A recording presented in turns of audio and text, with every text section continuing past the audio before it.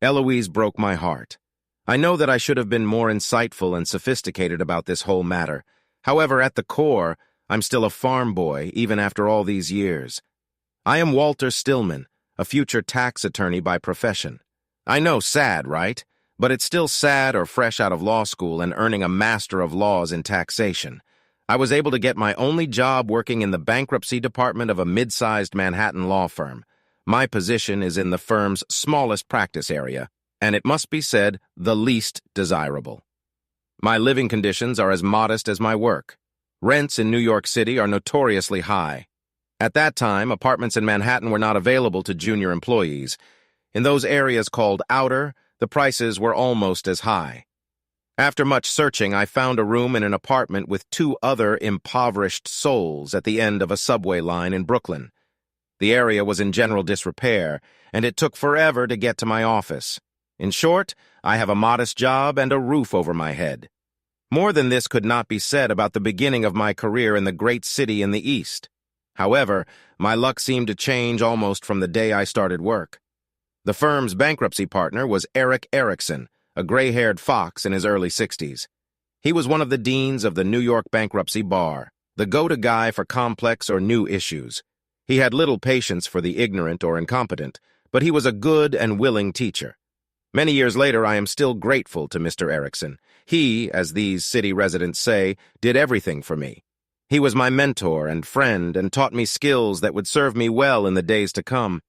Without knowing it then, I found my place in life, and then, by pure chance, I found happiness. But first, I needed to mend my heart. The bankruptcy department was mostly just Mr. Erickson and myself. In those prosperous times, bankruptcy was the least popular practice at the prestigious firm of Portman and Rosengrins. If we needed help, two part-time lawyers were willing to assist, albeit reluctantly. I graduated in a field of law that can be said to have been written by Lewis Carroll, a jurisdiction where left is right and right is always wrong. All laws belong to Alice on the other side of the looking glass. The only member of my graduating class at Northwestern University School of Law who went as far east as I did was Chuck Thompson. We weren't great friends in law school, but we bonded over our Midwestern experiences in a cold eastern metropolis. Chuck worked, or rather, was a slave for the Manhattan District Attorney's Office. He was recently married to Carol, a girl from New York. An invitation to dinner at their Manhattan apartment was only natural. Upon arrival, I was stunned by the presence of a tall, extremely attractive woman. Eloise Schaefer was New York elegant. This is the most obvious way to describe her. She was a sophisticated New Yorker with a casual manner that suggested her striking appearance was to be expected. One could almost believe that the perfection of her form was a fact of nature and not the result of long hours of work and ingenuity. Why, exactly, she became my dinner partner at my friend's house, I had no idea. As black-haired, green-eyed beauty was no match for me. Indeed, no one could have expected that she would be interested in an ordinary-looking farm boy working as a junior assistant. But apparently, Carol Thompson, in her matchmaker wisdom, thought otherwise. An evening of delightful communication awaited me. Eloise Schaefer was not just a beauty, she had what is called personality. Extroverted and not at all shy, she was an excellent dinner companion. She asked me to take her home to her Brooklyn apartment. I expected to catch a taxi, but she insisted that we take the metro. She stayed close to me during the drive from Chelsea, Manhattan to Boerum Hill, Brooklyn. It was a trip that took a lot of time at night and included some walking. She used this time to get to know me better, asking me questions, the answers to which she listened carefully to. It was a heady, ego-boosting experience. At the door of her apartment, she insisted on rewarding me with a kiss from my efforts to accompany her home. It was a scorching, hot kiss. She could melt iron with that kiss. She acknowledged the fact with a knowing smile as she waited patiently for the dumb farm boy to get the message. Can I see you again?" I asked with some effort. We found a mutually agreeable time for our official first date, and then with a second, less heated kiss, she bid me good night. I flew back to my dingy abode at the far end of Flatbush Avenue, not believing that I could be so lucky. 5 weeks and 4 dates later, I was in a deep valley of despair. The night before, Eloise had informed me that she would not be able to see me over the weekend. The reason was her previous commitment to another. With great difficulty, I extracted the name of Rodrigo Ruiz from Eloise. Finding this man was a surprise. He was the state labor commissioner, a very tall, handsome, elderly man with whom one would expect intimacy from a woman like Eloise. Apparently, I didn't hide my despair very well because Mr. Erickson called me into his office. So, Walt, what wiped that stupid Midwestern smile from your face, leaving despondency in its place? Eric asked. Sorry, this is personal. I wouldn't want to bother anyone with my problems. There's no point in hiding anything from Eric, I thought. So soon he had the whole story. He leaned back in his chair, folded his hands as if in prayer, and rested his chin on his fingertips. When I was a boy, he began, this city was still ruled by the Irish and Jews. It was interesting to watch them, third and even fourth-generation Americans who spoke with an accent or inserted Yiddish phrases into their speech. These were men and women who had graduated from Fordham and Columbia, but had mastered the art of being professionals with an ethnic flair. Now they are no longer there. Sometimes I missed a fun they brought to political art. Politicians are now black professionals or Latinos. They lack the same pizzazz, or so it seems to me, and I think they take themselves too seriously. Sorry, Mr. Erickson, I don't understand. My deepest wish is that you never lose your Midwestern innocence, he said, sighing. Walter, your girlfriend's man was born Rodney Kaufman. His father was the heir to the Kaufman department store fortune, and his mother was Puerto Rican Jewish, Louise Ruiz. Rodney is married to Sophie Sloan, a member of a wealthy Sloan family. For political reasons, he took his mother's surname in the Spanish version of his first surname. Rowdy Boy is a professional Latino and a full-time politician. Your lady apparently will prefer you to him for 3 good reasons. First of all, the man is 47, your lady is much younger. Secondly, he is married to a good Jewish woman with whom he has 3 children. This woman is not very jealous, allowing her husband to play on the side, but will categorically object to being replaced, just like her rich and influential family. And thirdly, there is Rhodey himself and his family. These are progressive times, but I doubt he's looking to insult his wealthy and politically supportive family by dating a Christian girl. But what if she's dating him? I noted. Eric Frondin patiently as he did when asking stupid questions. How old is this lady? He asked. 29. A lady with a neglected biological clock, and you are a suitable 26-year-old lawyer. I think you failed to correctly assess your weight in this matter. The introduction of Rhodey Boy into the equation was only meant to give you the proper motivation to move forward. For dates at this age with a 29-year-old single woman means things are serious, so either be serious or get lost, concluded Eric Erickson. After talking with my boss, I felt better and, moreover, encouraged. On her next date, I pressed the point and was rewarded with a warm response. If we move on, I need to know that things are serious with you, she said. I can ask the same thing. Are you serious? I answered, once again thinking about how smart Erickson is. She took me to her bed. I wasn't a virgin, although I didn't have much experience. She had much more experience, and she used every bit of it. I barely survived that night. I moved into her apartment for a week. The apartment was large by New York standards, with one of those hallways that seemed to go on forever. A marriage proposal was inevitable. She started dropping hints as soon as I moved into the apartment. When we met, Eloise was 29, working as an associate manager at Sanderson Financial Management, already in the ranks of senior management. And soon after our engagement, she became a vice president. I realized that she was smart and somewhat meticulous, but I was almost shocked by her organizational skills. Preparations for the wedding took barely 6 weeks. Only wise, she was the eldest of 3 children and the only daughter. Her father, also a lawyer, worked in real estate development in Westchester and Putnam counties north of New York. As far as I can tell, he was very interested in politics.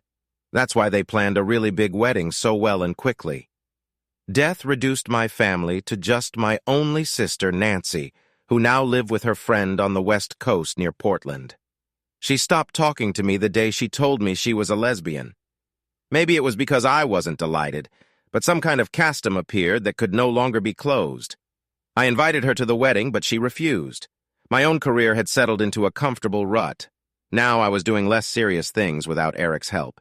He didn't hide the fact that he was preparing me. The bankruptcy was stagnant, and Eric made no secret of the fact that I needed to be ready when things picked up because he was preparing to retire.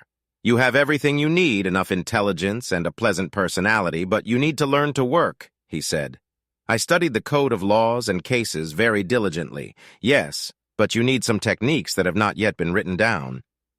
On the Friday before the wedding, I learned a new move.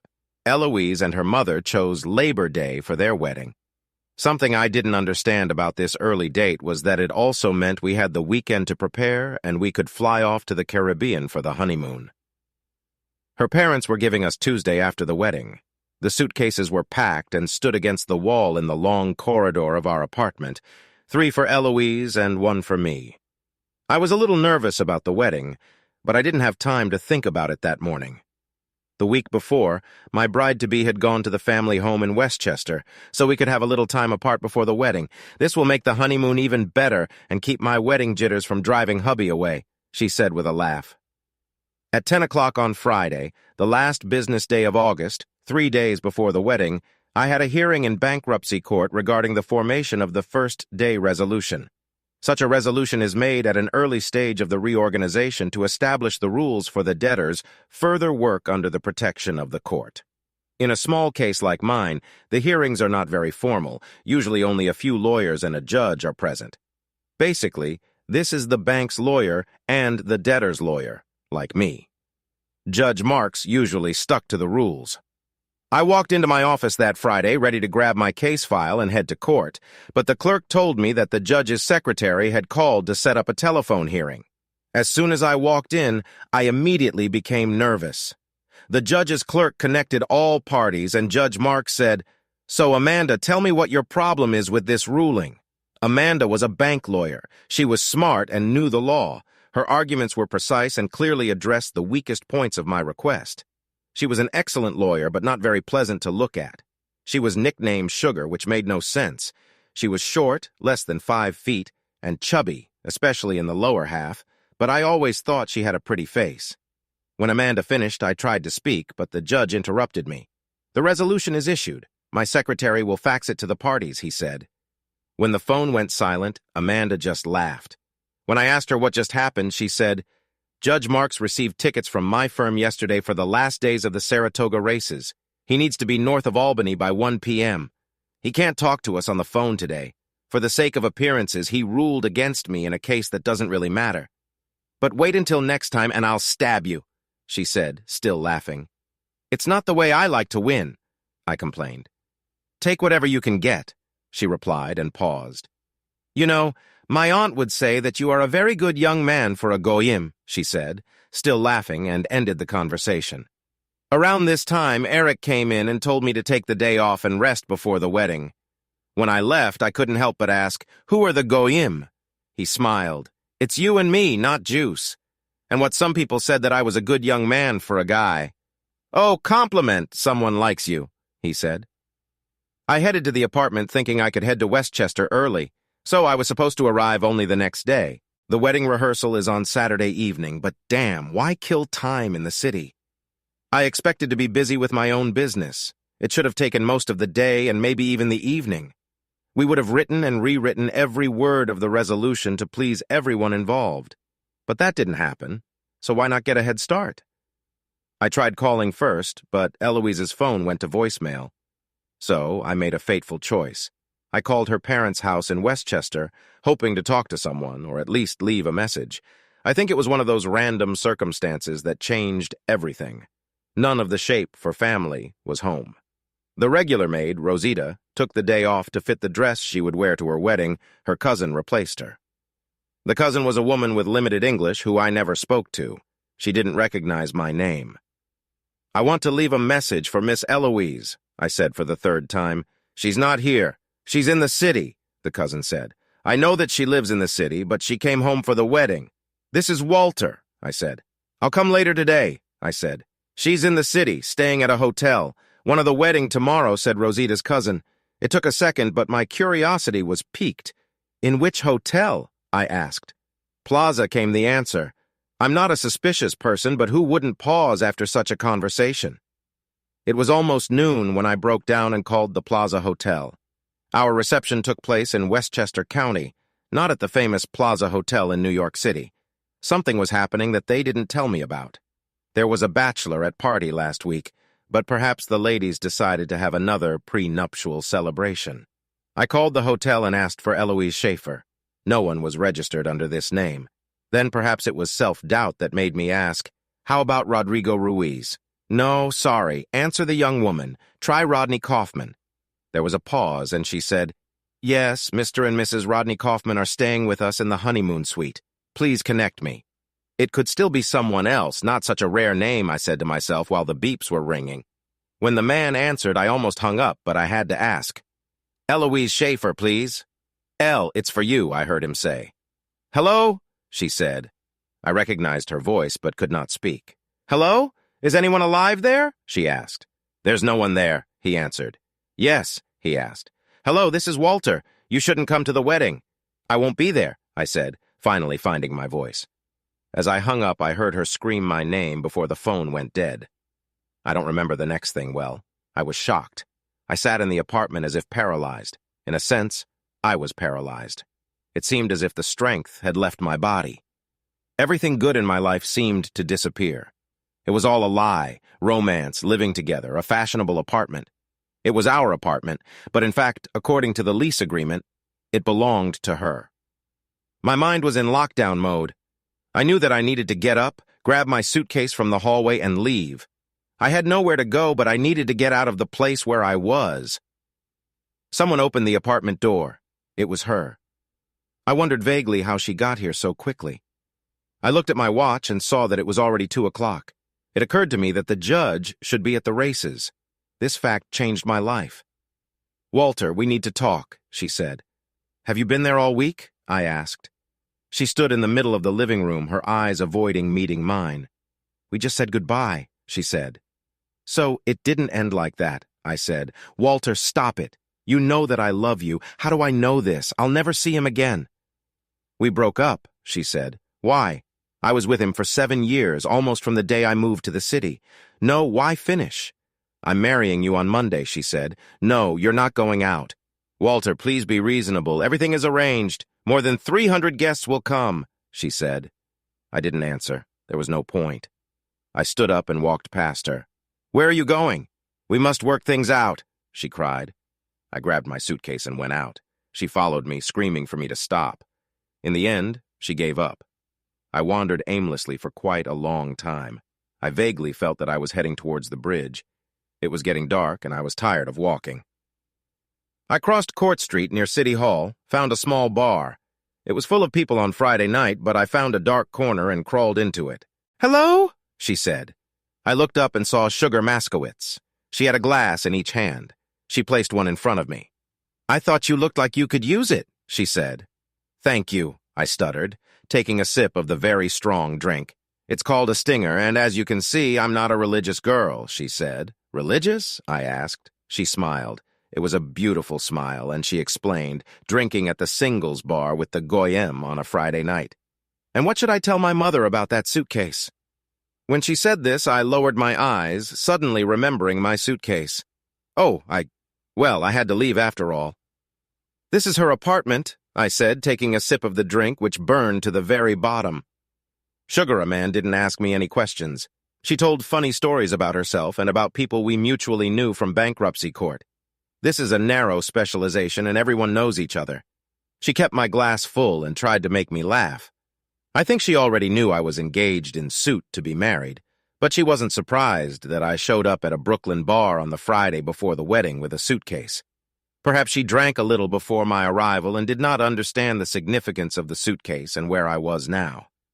About the only thing I remember about that evening was a man helping me into the car and saying, "Not far to go." Later, I dreamed about Eloise. She pinned me to the bed and enjoyed herself much more than usual. I needed to go to the toilet. The need was urgent, but when I got out of bed, I realized that I had no idea where I was. The apartment had changed. For a moment, I was completely disoriented. And then it all came back to me in one sharp and painful memory. I left Eloise in her apartment. And where am I now? My head hurt, and it felt like someone had stuffed it with cotton wool. I remembered almost nothing about the previous evening. I remember going into a small bar on Court Street. One of my friends appeared there for a moment. I couldn't remember who it was, and then I did. A man to Sugar. What was she doing there? And what was I doing here? Make it in an unfamiliar bed? I was in a small room. It was barely big enough for a double bed. There was no other furniture in the room. The bed was directly adjacent to the window, which ran from the middle of the wall to the ceiling. I was alone on this bed, which had signs that a second person had slept on it. There was no closet in the room, and my clothes were nowhere to be seen. In fact, the room could have been an oversized closet containing a bed, but there was a door. It didn't open all the way because it was blocked by the bed. I looked out and there was a larger room. There was a window on one side of the wall, and the sidewalk was visible outside the window. I was in what, in this part of the world, is called an English cellar. This is the floor located below the main building. It is half above and half underground. The windows started just below sidewalk level. This space had been converted into a small apartment, or as I later learned, 2 apartments. The one I was in and an even smaller back apartment. The main room was divided by a counter into a dining room and kitchen. The bay window was a sort of living room with 2 small chairs and a window seat. Seeing no one, I crawled outside and searched the bathroom and my clothes. There was a door at the far side of the room. When I got out, Amanda came out in a robe, drying her wet hair with a towel. "Oh, you're awake," she said, noticing me just in time. "It must be almost noon." My hands flew to cover my groin, which only caused me to giggle. "It's too late for modesty," she said. "Last night I saw everything. All I could do was run past her, figuring the room she came out of with wet hair was the bathroom." I was right, and after closing the door, I lifted the toilet seat and released the contents of my bladder into the toilet. It was a small bathroom with only a shower stall, no bathtub. I decided to take advantage of this and wash myself before discussing with the hostess what happened to my clothes and suitcase. The shower may have been small, but the water was hot and soothing to my very hungover body. Refreshed, I searched in vain for a towel. Wet and naked, I had no choice but to go out and meet Amanda. I opened the bathroom door and walked out, only to realize that we were no longer alone. A young, dark-haired woman sat at the table and looked straight at me with a wide grin on her face. Amanda was in the small, open-plan kitchen, fiddling with cups in a coffee pot. "How do you feel about coffee?" Amanda asked, as easily as if I wasn't standing there naked. I jumped back behind the bathroom door and called, "Can I have some clothes, please? Or at least a towel." Both women burst out laughing, but Amanda stopped to say the towels are in the closet, as are your suitcase and the clothes you tore off last night. Poking my head out from behind the door, I asked, "Where could the closet be?" Still giggling, Amanda pointed the coffee pot at the bar doors at the back of the room, behind the desk and right in front of what must have been the front door to the apartment. "I would bring them to you, but as you can see, I'm busy," said Amanda. The other woman made no attempt to get up, and I had no choice but to run to the closet. Having reached the closet, I opened the doors. My clothes were there inside. The suit and shirt were neatly hung, and the underwear lay on the suitcase. I grabbed the last one, pulling on my shorts and shirt as quickly as I could. But all this time, I heard the women giggling behind me. "By the way, this is my sister Sonia," said Amanda. "Hello," Mr. Stillman said Sonia. "Hello," I replied, opening my suitcase to take out my jeans. "Most of me, you don't have to get dressed," said Sonia. "I am the younger sister, but I'm already married and I have 3 children, 2 boys and a girl. Make it male bodies, don't shock me." They both laughed as I pulled on my jeans. "Let's go have some coffee," Amanda invited, "and I'll bring Bailey in a minute." "In case you're wondering," Sonia whispered to her sister, "you didn't tell me that he was so shy." "I didn't know," Amanda answered also, in a loud whisper. We seemed to barely know each other. "You're a free woman," Amanda added with a giggle. After putting on my trousers and shirt, I turned to take a seat at the small table. "I need coffee. I like it black without sugar," I said. Sonia giggled and whispered to her sister, "I think he got a sugar last night." They burst out laughing. I had a headache. Amanda handed me a cup of very strong coffee. As I was putting the cup in front of me, my mobile phone rang. It was Sonia's phone, and she took it out of a large leather bag lying at her feet on the floor. "Oh, hi," Sonia said, answering. She closed the receiver and whispered, "And has her." Then, addressing her sister, she continued, "Of course I remembered. Now I'm with Amanda. but she has guests and I didn't have a chance to mention it." There was a pause. Then Sonia said with a grin, "No, her company is a man." Amanda ran her hand across her throat as if cutting it off, but Sonia calmly continued, "Yes, he is handsome, but a little shy.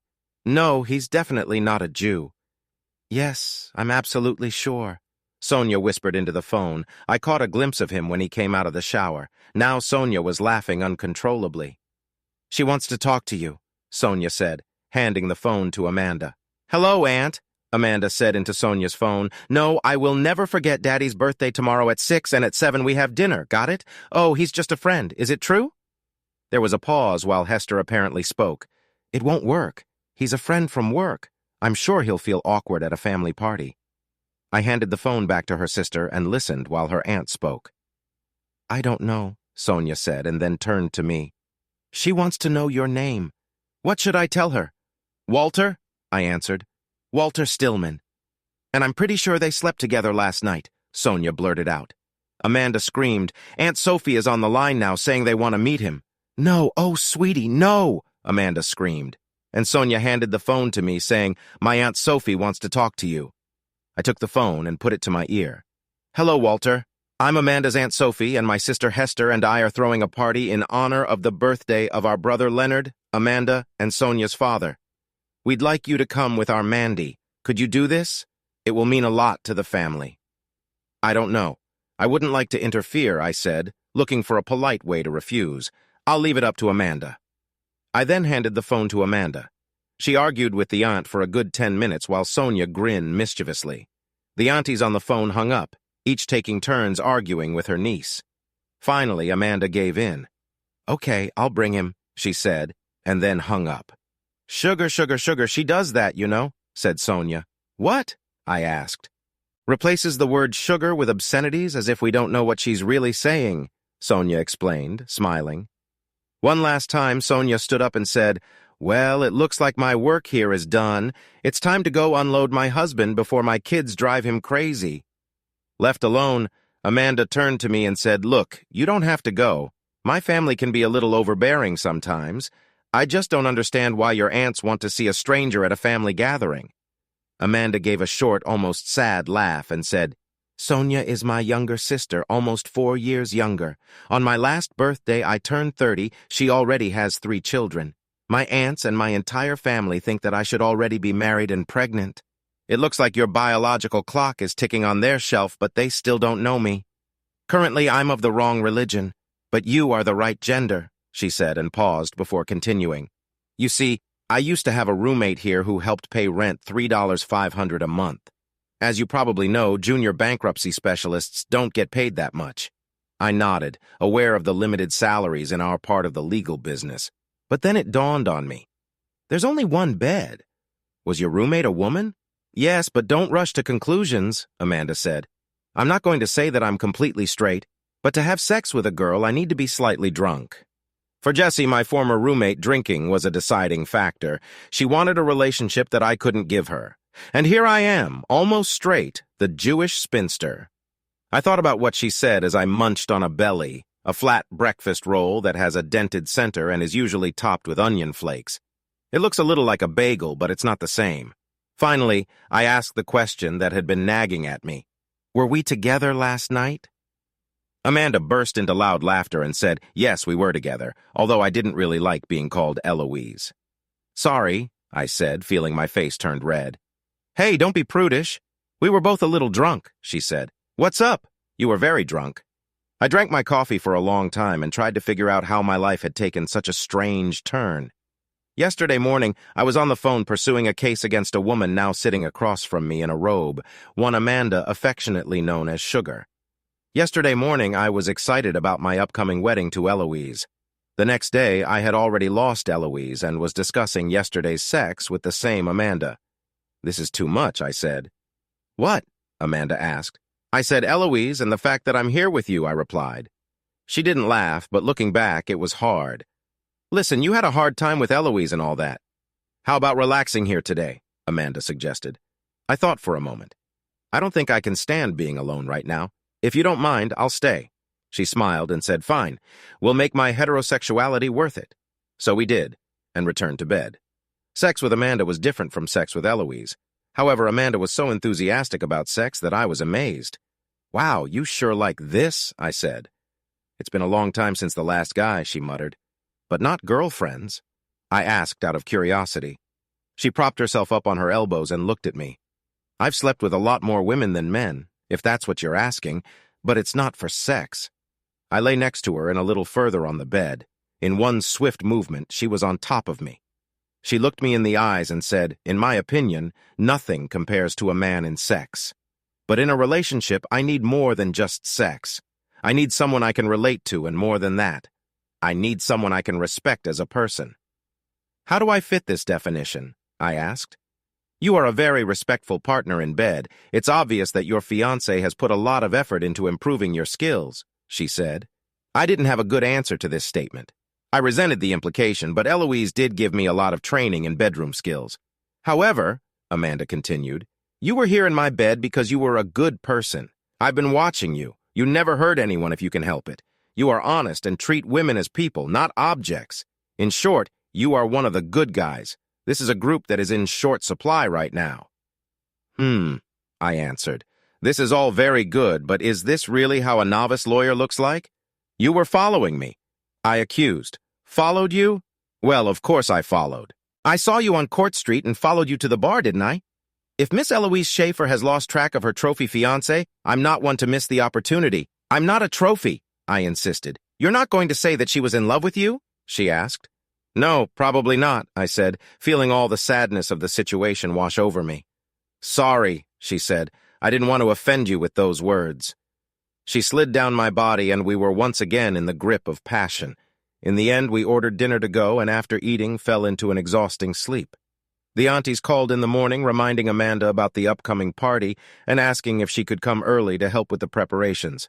"Mandy, don't forget to take Walter with you," Sonia told us. "All about him, and everyone really wants to meet him," and has her told Amanda. "I don't know what Sonia told you, but he's not my boyfriend," Amanda clarified. "We'll bring him anyway. He knows he's invited. If he comes, he will come," Amanda said and hung up. "As far as I understand, they are waiting," I said with a grin. "You don't have to go," Amanda said. "What else should I do? I don't want to be alone right now, I admit it." Amanda had distracted me from the disaster in my personal life, and I had no desire to sit and dwell on what Eloise had done. "Okay," she said, "but be aware that you will be subject to scrutiny and treated as a potential suitor. Well, in a sense, I am the groom, but if you don't mind, let's keep my personal problem a secret," I said. "Sounds good to me." "That Eloise doesn't exist anymore, but just for today, because you're going to have to deal with her, and the sooner the better," I replied with a slight sigh. Amanda reached across the table to cover mine with hers and said, "Walter, you must either go through with this marriage or end it tomorrow. Either way, you'll be in big trouble." "I can't get through it, not now," I said. "Don't be so hasty. If you give up now, it will have big consequences for your career and life. There will be a huge scandal." "Why?" "I'm not going to divulge the reason, and I'm sure she won't." "Oh, my poor innocents," she said, squeezing my hands tightly. "Do you really think people didn't know about Commissioner Ruiz and Eloise Schaefer? They have been together for quite a long time." "I thought they broke up," I said. Amanda didn't laugh, but her crooked smile said it all. "I played Eloise, dated Ruiz the entire time we were together." "But why?" I asked. "If she wants to remain as mistress, then there is no point in involving me in this matter." "He wants to run for governor next year," she said. "Your marriage to Eloise seemed to end the affair, and you were a fair catch. The kind of young, decent, professional, heterosexual man every CIS woman in New York is looking for." "CIS woman?" I asked. "A person who identifies with their gender by birth. In this case, a woman, Eloise Schaefer, a young woman in need of a partner to quell rumors of her affair with an older married politician. She played a prank on me, as you New Yorkers like to say. Oh, don't feel sorry for yourself. Perhaps she was just saying goodbye, as she claimed a week before a wedding." "Would you rather she did it the week after?" Amanda suggested. "I would prefer if she didn't do this at all. In fact, I insist on this," I said firmly. "Well, you took revenge on her with me. You can still go to Westchester and marry Air. It will not happen. Hey, you need to pull yourself together before you do anything rash. If you don't come to church tomorrow, people will ask why. Well, time out. A scandal does no one any good. You, my friend, are a junior lawyer in the bankruptcy department. Commissioner Ruiz, on the other hand, is a very big shot. You make a wave and his boat may rock, but yours will sink. Are you saying that I will lose my job? So what? I'm saying you'll lose your career. Nobody will hire you, Amanda warned. I had to pause, but not for long. Amanda, I said, I may just be an unsophisticated guy from Iowa, but when Eloise accepted my proposal, she made a commitment to me. She didn't keep her commitment, and you can't force me to keep mine. Amanda just shook her head. Finally, she said, Come on, you stubborn corn farmer, get dressed. I'm taking you to meet my family. It's not every day that they get to meet a real living Presbyterian. Actually, my family is Lutheran, same crap. She went. At 5 o'clock in the evening, we took a yellow taxi to her family's house on Beverly Road. It was prohibited to use car services. Morty was a taxi driver, or was until he retired. Morty now lived on his welfare with his two sisters, Hester and Sophie. In-house, the sisters had inherited from their parents. Morty was married, but his wife ran off 3 years ago with a shoe salesman, a fact that apparently was never discussed. Aunt Sophie's husband died in Vietnam. Hester never married. Only Amanda's father, Leonard, the youngest of the siblings, had children.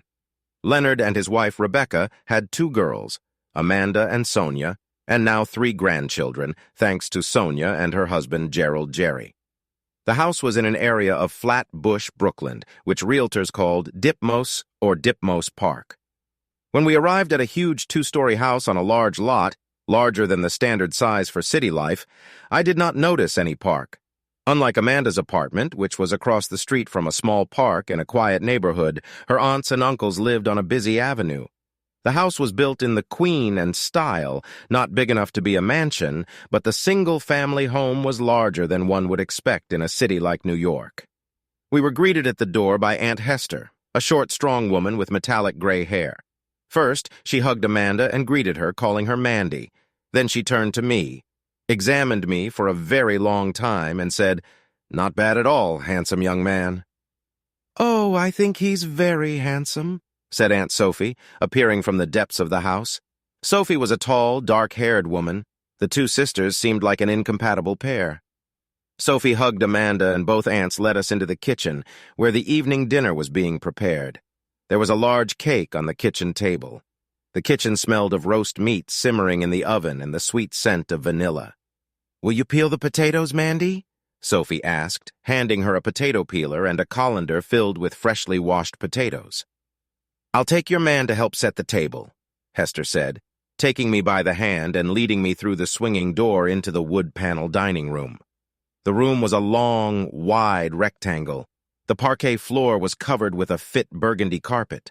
Dark oak panels stretched from the floor to halfway up the wall, where paper artfully etched with roses drew the eye upward. The ceiling was an intricate latticework of mahogany and oak. A modest chandelier hung down from a mahogany medallion with ornate carved flowers. Hester led me to the china cabinets along the nearest wall. The closets took up most of the wall on the short side of the room. Numerous sets of porcelain plates filled the cabinet shelves. She led us to the far closet and said, "Today we will use these plates." Hester said this. She smiled at me and said, "It's not easy to be a Jew. All these utensils are needed." At that time, I only had a vague idea that one set of dishes was intended for meat and the other for dairy. Hester handed me a stack of plates, and we began to set the massive table with clawed legs. It was covered with a snow-white linen tablecloth. I couldn't resist, and secretly examined the bottoms of the plates and the tags on the linen. Porcelain was brought from England and linen from Ireland. The real thing, I thought, just like people real. While Hester set the table and I carried the dishes, she seemed to question me aimlessly. I assumed that this was done to separate me from her niece.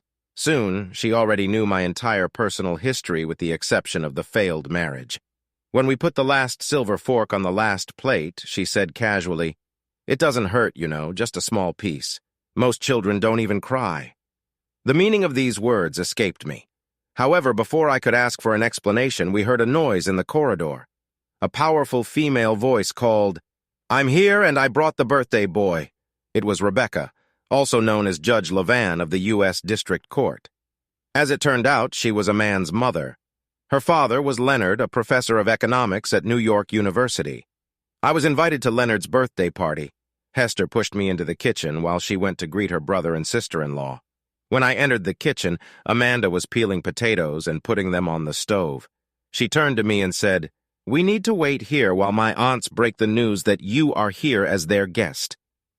"Am I going to be a problem for you?" I asked, suddenly feeling the need to protect her. "No, but perhaps a little shocking. I've never brought a man home before. Mom can be a little critical, so be prepared." The situation was awkward and only got worse when we were called into the living room to introduce me to her parents. The living room was a large, comfortable room furnished in the style of the first half of the 20th century. This room could feel calm, but I felt tension. On the way, Amanda took a small box from the light jacket she had hung in the hallway when we arrived that day. The box was clearly wrapped as a birthday present. There was an awkward silence when we entered the living room. Amanda should have broke the silence with a smile and a joke. "Is this young man my birthday present, Mandy?" he asked. "No, Dad," Sugar answered quietly. "I brought you this." She walked over to give her father the gift she had brought. She didn't let go of my hand, and I realized that she had been holding it tightly for some time. "Well," said her father, "I was hoping for a son-in-law, but I'm sure I'll like this too." At these words, he smiled at his daughter. Opening the package, he took out a baseball that was clearly used. His smile widened as the others looked at him in confusion. Leonard said, "Thank you," and then picked up the ball. "This is a game ball signed by the Matts," he said, and stood up to hug his daughter. I heard him whisper in Shutter's ear, "Still, I would prefer a son-in-law." Shutter whispered something in response, but I didn't hear it. Her father chuckled, but when I looked back, her mother was glaring at me. Just at that moment, Sonia arrived with her husband and 3 children. The kids rushed into the living room to take their places in the spotlight. "Oh, it's good that you came," Sonia said, hugging me briefly, introducing me to her husband, Jerry, a tall, skinny guy who could be blown away by a good wind. Sonia said, "This is Shutter's new love, as you can see. At least she got the gender right this time."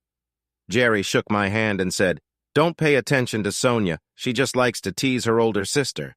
Soon the conversation in the living room turned to the topic of the children's latest adventures and the gifts they brought for their grandfather. It was nice to be out of the spotlight, but I felt Amanda's mother's gaze on me. Dinner was simple, but nonetheless delicious.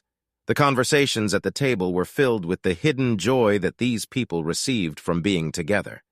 From time to time, I was asked the question. If Amanda could answer it, she immediately began to answer for me. I answered more personal questions simply or brushed them off. Yes, my parents died. The farm is in Iowa. I only have a sister. I ignored all the questions about my sister, partly because I didn't know how to answer them. However, over coffee and birthday cake, everything came out. Each Levine was watching, and while the children were busy eating the sticky cake, she struck. "Tell me, Walter, are you a relative of still men who will marry Eloise Schleifer tomorrow?" I paused before responding, but spoke before Amanda, who was sitting across from me, could give the harsh response I had anticipated. "Yes and no," I said. "It was I who was supposed to marry Eloise. But it all ended. And before you ask, your daughter had nothing to do with the annulment of my marriage." "Is it true?" Amanda's mother asked, turning to her daughter. "Yes, really, if it concerns you," Amanda said, showing her hostility. "To tell you the truth, I didn't want to bring Walter here, but he was invited, and he was kind enough to come." I saw that my mother was about to say something else, but Leonard spoke and silenced my wife. "Rebecca, be quiet," he said before his wife could answer. Obviously, the young man found out about Mr. Kaufman. I've been watching Walter all evening, and he doesn't seem like a man who could put up with this. It was as if he had splashed cold water on his wife's face. The judge was suddenly speechless. Looking around the table, he realized that while Amanda's parents were aware of the situation, the other diners were not. Amanda chimed in, "I've known Walter for some time and admire him from afar. When I found him that evening, lost and alone, I saw my chance to get to know him better. He was hurt by a truly evil woman, and yes, Mom, I love him. He's too good not to be in love with him." While she was saying this, Amanda walked around the table and hugged me from behind. "Well done, my niece," Uncle Morty said, ending the conversation on the topic of Amanda and me. I don't remember well what happened after that, except that there was an atmosphere of general satisfaction at the table. As we drove away in the yellow taxi, I turned to Amanda. "Are you serious?" I asked. "What?" she asked, trying to avoid answering. "I couldn't stand it and demand it when you said you loved me. Were you serious?" The taxi seemed to become very quiet, and then she slowly raised her head and said, "Yes, I love you. When I first saw you many months ago, I wanted you. But now it's more than just attraction. I love you, Walter Stillman." 30 minutes later, I was arrested. Eloise apparently sat in our apartment all Friday evening waiting for my return. Where did she think I could go? However, when I had not returned by the next morning, she became desperate. The wedding was scheduled for Monday, and she suddenly became afraid that I might not come. In a panic, she called the only person who, in her opinion, was losing more than her Rodrigo Ruiz, a.k.a. Rodney Kaufman. Immediately, they began a search through the police. It took them a day to interview all the bartenders on Court Street to find out that I had left the Shadow Lady bar in the company of a short brunette. Since Amanda and I had taken a taxi at 12 o'clock to her apartment in Cobble Hill, the police decided to interview all the taxi drivers working in the area that night. It wasn't until late Sunday that they determined that the taxi had dropped us off at the corner of Clinton and Congress. They quickly determined that the corner basement apartment belonged to Amanda Moskowitz, a woman matching the description of my companion on Friday night. The police found only a dark and empty apartment, but undaunted. They stationed a couple of patrol cars to await the occupant's return. It was the eager quartet of officers that Amanda and I found upon arrival. They quickly took me away, despite Amanda's objections. At midnight, I found myself in a small room that was in dire need of cleaning and a new coat of paint. They sat me down at a table and handcuffed me. No one explained what crime I was accused of. Someone opened the door, and Eloise entered. She looked beautiful as always. "So, you were responsible for this," I demanded. My tone was harsh, and my anger and disappointment were obvious. She looked a little beige as she stood on the other side of the table. There were 2 chairs on her side, but she made no attempt to sit down. "Walter, please try to understand. When you didn't come home, I became worried that something had happened to you.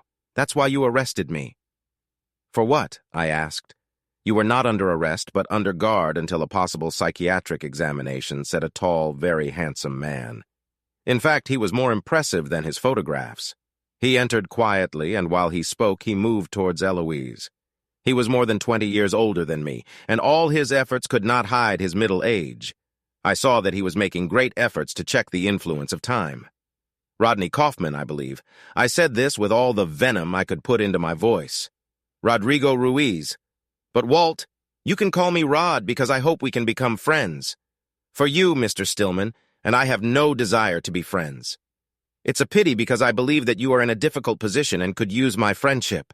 I raised my arms a few centimeters, causing the chains to tighten on the table. "You can keep me here, but not for long," I said with more confidence than I felt. "I hope long enough for you to listen to Eloise." She stood there without saying a word, but now she spoke. "Walter, you are acting under the wrong impression. Rod and I are just friends. Whatever relationship we had is over. If you had stayed late on Friday, I would have told you everything. We have a saying in Iowa. I may have been born at night, but it wasn't last night. I found you in his hotel room," I objected. "Whatever it is the two of you have, a wedding date is set today, and it isn't everyone's best interest that you stick to it." "Sorry, but I refuse to marry this traitor," I said. Eloise let out a slight cry of pain, but Rod just smiled and said, "Language, language, please. Let's maintain composure." "Would you rather I call her because that's who she is?" I realized that I had slightly hurt Rodney, but he continued to smile. Eloise turned away, crying. "Such an attitude will lead to big troubles." "You are being very stupid, young man. Eloise is a wonderful woman who will make a great wife. If you don't get married, there will be a terrible scandal. Reporters are expected at this wedding. This is a social event. Eloise's reputation will be ruined, as will mine. Because, of course, the reason will become known. People love the gossip, and this would be great gossip. I was told that you have a promising career in a prestigious company. If you don't marry Miss Schaefer today, your career will evaporate, and I doubt you'll find work anywhere else," he threatened. Now, it's my turn to smile. I wouldn't marry her for the senior partner position, and I certainly wouldn't stay as a junior lawyer in the bankruptcy department. I told you that he would be unreasonable. Intervene, Eloise, who had her back to me and was clearly crying. Rod just sighed and said, "Okay, Mr. Stillman, how much will it cost me to make Eloise miss his Stillman? Believe me, you don't have enough money. It doesn't have to be forever, a year or two, and then a quiet divorce. Won't people ask why?" I challenged him. He didn't flinch, and something told me that he had more than one iron in this fire. The situation at the time of divorce will be my problem. Name your price for marriage within 2 years, he said. How long has she been pregnant? I asked, finally realizing. Eloise turned to me. The child could be yours, you know, she hissed. Yes, I said, but I think I'll wait for the DNA test. Rodney just said, how many? No way in the world, I almost spat at him. Further conversation was interrupted by the appearance of a short, fat, bald man of about 60. He was followed by 2 uniformed officers. Upon entering, he said, Hello, Rod, Miss Schaefer, and you must be Walter Stillman, he said, putting his hand on my shoulder. I'm your lawyer, Cy Leibowitz. And this, he said, handing Rodney the paper, is a copy of the writ of habeas corpus that I just filed for registration. You got quite late, didn't you see? Said Rod. Well, you know how it happens. Things are going a little slow. Miss Schaefer acted in the best interests of her fiancé. You're forcing us to seek a forced commitment, Rodney threatened. I don't understand how you can do this, since the warrant was issued on behalf of his sister, his only living and closest relative. Woke her up, didn't you see? Said Rod. Actually, no. It's still early on the West Coast, Commissioner Rodrigo Ruiz, a.k.a. Rodney Kaufman, shrugged. He was defeated. Cy brought me out, and Amanda was waiting for me. Her mother, a judge, woke up C and the judge who signed the order for my release. That was the last time I saw Eloise. The child was never born. I don't know the reason. I know that her biological clock was ticking, and I know that she wanted his child, not me. However, I am sure that if the choice was between a scandal that would harm her lover in an abortion, she would choose the latter. As for his threat to ruin my career, I have no doubt that Commissioner and gubernatorial candidate Rodrigo Ruiz tried everything he could to ruin it, but circumstances intervened. From the 2nd to the 14th of September 2008, I took leave from my honeymoon, and my destruction never took place. The day I returned to work, September 15th, Lehman Brothers filed for bankruptcy, and the financial world was turned upside down. Eric Erickson became the most important partner in the firm, and I became the most important lawyer. It took 6 months of 90-hour weeks for Amanda and me before we could get married. We had to make it in time since she was pregnant, and it was clearly visible. Amanda didn't think to take any precautions because before that first weekend we spent together, she hadn't slept with a man in quite some time. The eldest was a girl like the next 3, however, for turned out to be enough. Amanda became a judge, following in her mother's footsteps, and I have my own firm. When people ask me the secret to my successful career and marriage, I say it all comes from one day as a racetrack judge, one broken heart, and a girl named Sugar.